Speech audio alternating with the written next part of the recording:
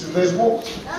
Ξεκινάει από φέτος ένα κύκλο βραβεύσεων σε κάποιους διαιτητές οι οποίοι έχουν προσφέρει πολλά στην διαιτησία και ξεκινάμε με 3 αξιόλογους διαιτητές φέτος.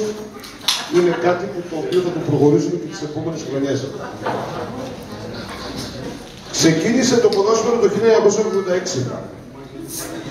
Ένας σοβαρός τραυματισμός το 2002 τον έκανε να σταματήσει το ποδόσφαιρο. Το 2004 τον κέρδισε η διαιτησία. Έγινε διαιτητής στο ποδόσφαιρο. Από το 2007 έως το 2009 ήταν στις εθνικές κατηγορίες της ΓΑΜΑ Εθνικής σαν βοηθός.